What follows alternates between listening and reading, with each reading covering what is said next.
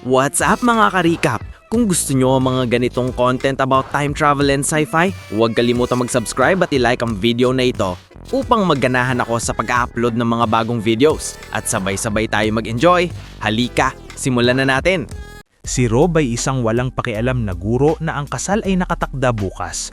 Ngayon, mayroon siyang flight na kailangang abutan, ngunit nahuli siya. Pagdating sa airport, natuklasan niyang umalis na ang kanyang flight.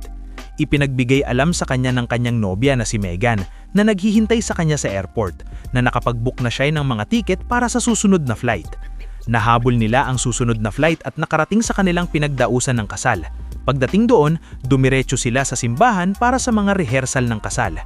Gayunpaman, hindi masaya ang ama ni Megan, si Mr. Sam, sa desisyon niyang pakasalan si Rob dahil naniniwala siyang hindi seryoso si Rob sa anumang bagay. Binalaan ni Mr. Sam si Rob na huwag magdulot ng anumang problema bukas at inutusan siyang dalhin ang lahat ng invitation card. Kalaunan, nabunyag na may isang kumpanya na naghahanap upang sakupin ang negosyo ni Mr. Sam. Nag-aalala sa development na ito, umalis si Mr. Sam sa rehearsal. Pagkaraan ng ilang sandali, bumalik ang parehong pamilya sa hotel kung saan sinalubong sila ng matalik na kaibigan ni Megan, si Vicky. Nakasalubong ni Rob ang kanyang matalik na kaibigan, si Benjamin, na muling binigyang diin ang kahalagahan ng pagiging seryoso sa buhay. Bukas ang kasal ni Rob at hindi pa niya namemorya ang kanyang vows. Sa kabila ng payo ni Benjamin, iginiit ni Rob na haharapin niya ang lahat kapag dumating ang panahon. Habang nag-uusap sila, sumulot ang ex-boyfriend ni Megan, si Cody, na halatang ikinagalit ni Rob. Gayunpaman, walang magagawa si Rob dahil inimbitahan ni Megan si Cody sa kasal. Umalis si Megan kasama ang kanyang mga kaibigan para sa isang bachelorette party. Iminungkahi ni Benjamin na dumiretso sila sa hotel at maghanda para sa kasal, ngunit mas gusto pa rin ni Rob na ipagpatuloy ang pag-inom. Kinabukasan, dumating ang araw ng kasal na hudyat ng mga kampana ng simbahan sa umaga. Nagising si Rob upang matagpuan ang kanyang sarili sa isang elevator ng walang damit. Naguluhan, hindi niya maintindihan kung paano siya napunta doon. Bumukas ang mga pinto ng elevator na nagpakita ng maraming tao na nagulat na makita siya sa ganoon kalagayan. Isang lalaki ang nagsimulang kumuha ng litrato ni Rob sa awkward na sitwasyong ito. Nag-aalala, mabilis na tinakpan ni Rob ang kanyang pribadong bahagi at dumiretso sa resepsyon ng hotel. Nakakagulat, ipinagbigay alam sa kanya ng manager na walang reservation si Rob doon. Naguluhan, kinontak ni Rob ang kanyang matalik na kaibigan na si Benjamin na ipinapaliwanag ang kakaibang insidente sa umaga sa elevator ng walang damit. Si Benjamin na nasa simbahan na ay hinimok si Rob na sumama sa kanila kaagad para sa kasal. Samantala, tinawag ng manager ang mga security guard upang paalisin si Rob. Umiiwas sa kanila, hinanap ni Rob ang kanyang kwarto upang kunin ng kanyang mga damit pangkasal. Nagulat ang isang katulong sa proseso na pagtanto ni Rob na nasa maling hotel siya at hindi niya matandaan kung paano siya nakarating doon. Hawak lamang isang tuwalya, lumabas siya ng hotel, hinahabol pa rin ng mga gwardya. Kahit pagkatapos lumabas, nagpatuloy ang mga problema ni Rob dahil may marathon race sa labas kung saan libo-libong tao ang nagtipon. Si Rob ngayon ay gumagala-gala ng hubot-hubad. Nagmamadali, sinubukan ni Rob na umalis sa lugar ng akala ng isang babae na ginagambala niya ito. Iniulat niya sa pulisya na isang hubot-hubad na lalaki ang pumapasok sa marathon at ginagambala ang mga babae. Nakita ang papalapit na pulisya, nagbago ang direksyon ni Rob, mulit hinahanap din siya ng mga gwardya ng hotel. Labag sa loob, natagpuan ni Rob ang kanyang sariling tumatakbo sa marathon upang takasan ng parehong grupo. Bilang resulta, napunta siya sa TV ng walang damit na nakakuha ng atensyon. Sa panahon ng marathon, inaresto ng pulisya si Rob. Sa kustodya, ibinunyag niya ang katotohanan tungkol sa kanyang pagkakapunta sa elevator sa estado ng pagkalasing. Ipinagbigay alam sa kanya ng pulisya na tila sinadya siyang ilagay sa sitwasyong ito at tinanong kung mayroon siyang kaaway. Walang ideya si Rob tungkol sa anumang posibling kaaway. Samantala, sa simbahan, sabik na naghihintay sina Megan at ang iba pang mga dadalo sa pagrating ni Rob. Lumapit sina Mr. Sam, ang ama ni Megan, at ang kanyang ex-boyfriend na si Cody, na nagpapahayag ng kanilang paniniwala na hindi mapagkakatiwalaan si Rob at maaring tumakas sa kanyang responsibilidad sa kasal. Nalungkot si Megan sa bagong pagbubunyag. Samantala, tinawagan siya ni Rob na ipinapaliwanag na na-strand siya sa isang hotel at kasalukuyan siya sa istasyon ng pulisya na ginagawang hindi tiyak kung makakarating siya sa simbahan. Habang nag-uusap sila, hindi inaasahang tumunog ang kampana ng simbahan. Bigla, nangyari ang isang nakakagulat na twist. Natuklasan ni Rob ang isang reality glitch. Naalala ang mga naunang pangyayari, sinubukan ni Rob ang ibang diskarte sa pagtakas patungo sa bubong ng hotel.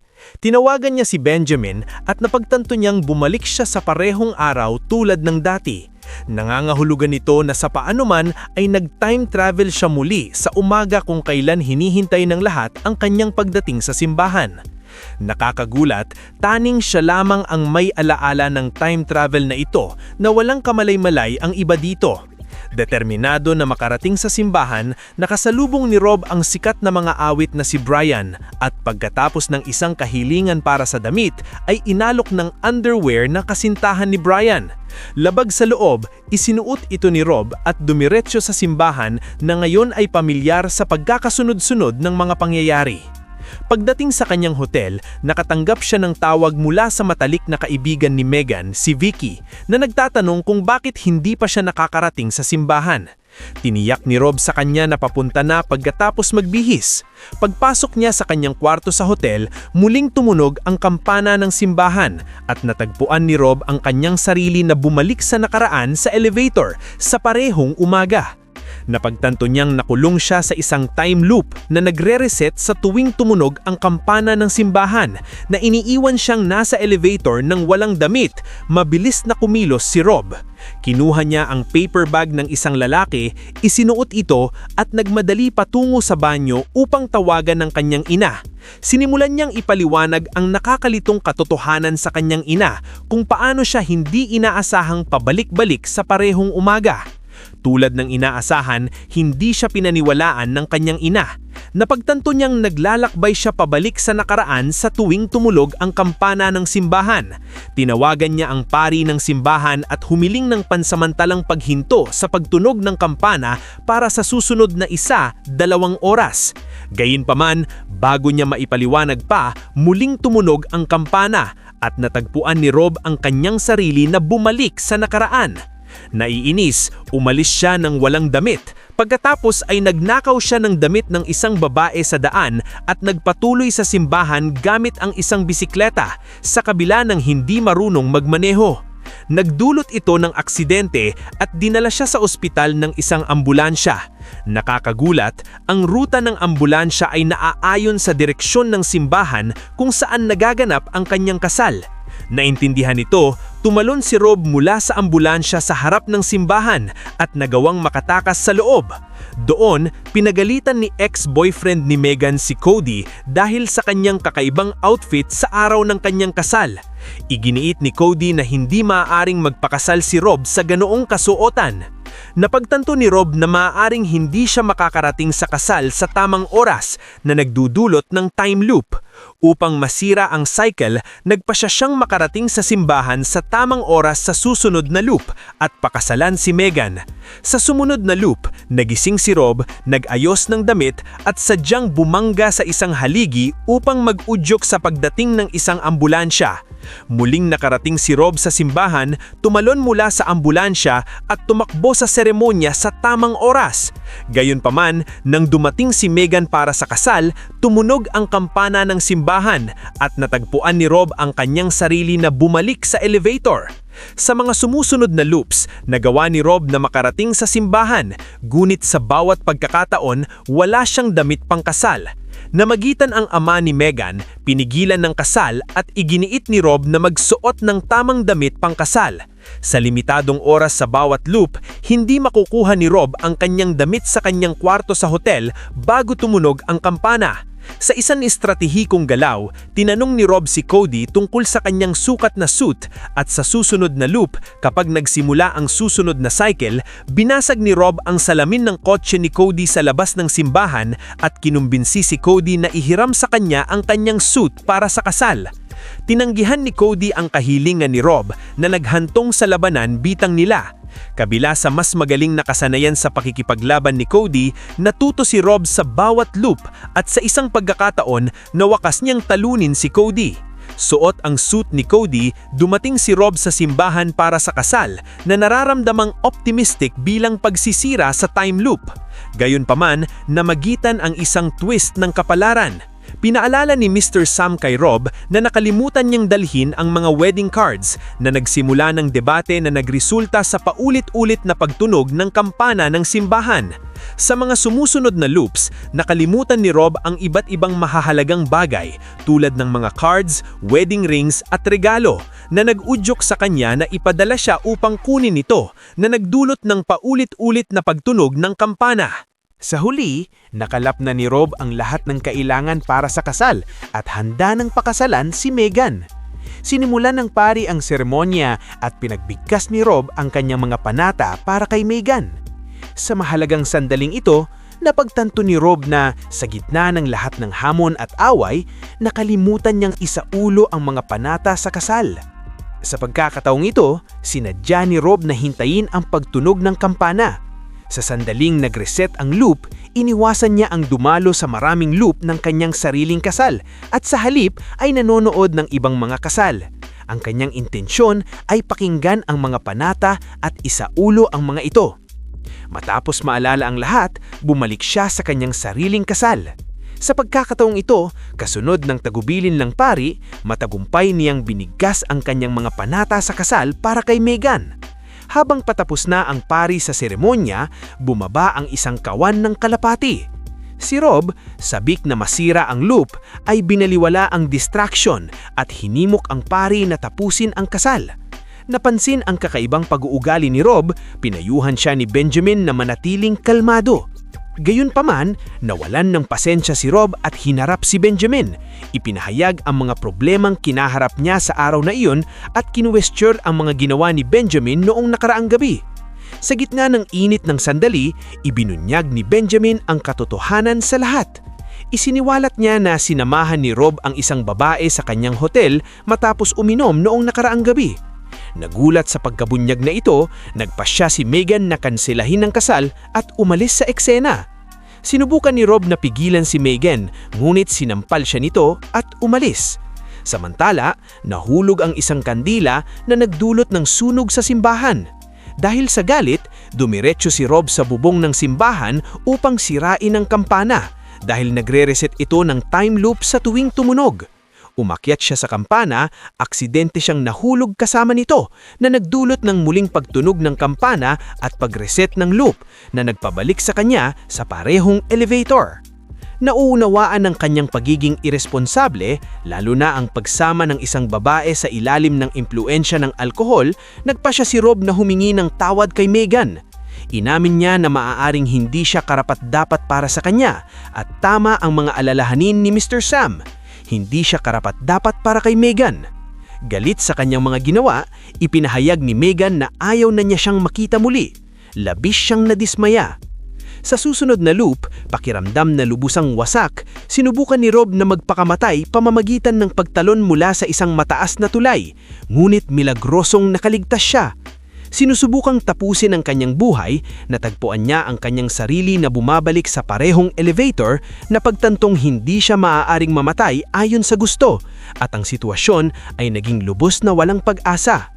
Wala siyang papuntahan na gumagala-gala, nagpapalipas ng oras. Sa isang loop, umakyat siya sa puno malapit sa simbahan ng kasal, tahimik na pinagmamasdan si Megan. Sa panahong ito, napansin ni Cody na nakikipag-usap sa Mr. Sam tungkol sa pagkuha ng higit sa kalahati ng shares ng kumpanya.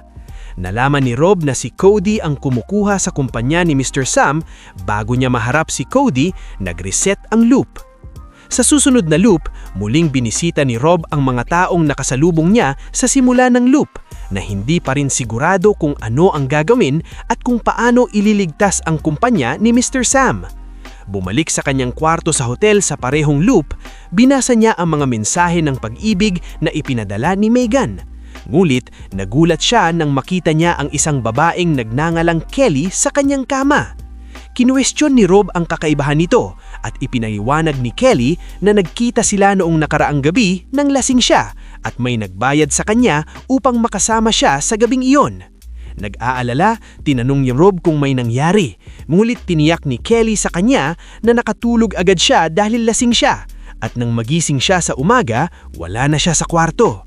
Naguguluhan si Rob kung sino ang nagbayad kay Kelly upang makasama siya sa gabing iyon. Naalala ang naunang pahayag ng pulisya na sinadyang iniwan siya ng isang tao sa elevator nang walang damit. Nagtataka siya kung sino ang maaaring nasa likod ng mga aksyong ito. Habang nagre-reset ang time loop, nagpasya si Rob na manatili sa parehong sandali. Naghahanap ng impormasyon, hiniling sa security ng hotel na ipakita ang CCTV footage mula noong nakaraang gabi. Sa pagsuri ng footage, natuklasan ni Rob na ang matagal na kaibigan ni Megan na Vicky ang nagdala sa kanya sa hotel, pinainom siya ng gamot, iniwan siyang walang damit sa elevator at pagkatapos ay tumakas. Napagtatanto ang pagkasabat ni Vicky kasama ang kanyang ex-boyfriend na si Cody, nauunawaan ni Rob ang kanilang plano na guluhin ang kanyang kasal kay Megan at payayagan ni Cody na pakasalan siya. Bukod dito, plano nilang sama-samahing kunin ang kumpanya ni Mr. Sam. Sa bagong kaalamang ito, kinontakta ni Rob si Megan. Tiniyak niya sa kanya na nauunawaan na niya ang lahat at determinado siyang ayusin ang mga bagay. Sa susunod na loop, wakas na nauunawaan ni Rob ang kailangan niyang gawin upang ayusin ang lahat. Dumiretso siya sa pulisya na kasalubong niya sa mga naunang loops, ginagamit ang impormasyong natutunan niya tungkol sa kanila. Kinumbinsi ni Rob ang mga pulisya na bigyan siya ng sakay sa simbahan, kung saan tinawag niya si Kelly at hiniling sa kanya na dalhin ang kanyang wedding suit. Sa church loop, sinubukan ni Cody at Mr. Sam na kumbinsihin si Megan na pakasalan si Cody, sinasabing hindi karapat-dapat si Rob. Ngunit nanatiling matatag si Megan sa kanyang paniniwala kay Rob. Biglaang narinig nila ang sirenas ng pulisya sa labas, nahudyat ng pagdating ni Rob. Nagmadali, naghanda at dumating si Rob sa simbahan, kinasama ni Megan at ng kanyang ama. Si Mr. Sam, galit sa presensya ni Rob, ay inijihit na dapat pakasalan ni Megan ang isang tulad ni Cody. Sinamantala ni Rob ang pagkakataon upang ibunyag ang katotohanan tungkol kay Cody. Inilalantad ang kanyang mga pagtatangkang sabutahin ang negosyo ni Mr. Sam at ang panlinlang sa likod ng paggugulo sa kasal ni Rob. Sa pagkabunyag ng katotohanan, umamin si Cody sa pagbili ng laking shares ng kumpanya ni Mr. Sam. Nagngangalait sa galit si Mr. Sam. Matapos malaman ng katotohanan, sinusubukan siyang aliwarin ni Rob at nangakong magbabago para kay Megan at maging isang responsableng individual. Si Mr. Sam, na ngayon ay mas kalmado, ay hinakap si Rob at ibinigay sa kanya ang singsing na ginamit para kay ina ni Megan sa kasal. Habang nagpapatuloy ang kasal, taus-pusong ipinahayag ni Rob ang kanyang mga panata kay Megan. Nang tinanong kung may anumang pagtutol sa kasal, si Vicky, sa pagtatangkang gulugin ang seremonya, ay sinabing nakita ni Rob ang isang babae sa kanyang kama noong nakaraang gabi. Ipinagtanggol ni Rob ang sarili na sinasabing naorganisa ni Vicky at Cody ang insidente at kinumbinsi ni Kelly na makasama siya sa gabing iyon. Ngunit walang nangyari. Kinonfirma ni Kelly ang katotohanan at hiniling ng lahat kay Vicky na umalis. Sa pagtatuklas na ito, nakumpleto ang kasal ni na Rob at Megan at natapos ang time loop. Nagmumuni-muni sa sitwasyon, natuto si Rob ng mahalagang leksyon, inamin ang kanyang mga pagkakamali at nangakong maging responsableng individual. Ang loop ay nagturo sa kanya ng mahalagang leksyong buhay at inaasam niya ang isang mas responsableng hinaharap. Ngayon, kung makita mo ang iyong sarili sa ganitong kakaibang sitwasyon, so ano ang gagawin mo? Sabihin mo sa comments. Mag-subscribe din sa channel para sa mga time loop at time travel videos katulad nito. Thank you! Sana nag-enjoy kayo mga ka-recap. Anong masasabi niyo sa movie natin ngayon? Mag-iwan ng komento sa baba. At huwag kalimutang mag-subscribe sa ating channel para sa mga new updates at uploads. Kita-kits sa susunod na kwento. Salamat at mag-iingat tayong lahat!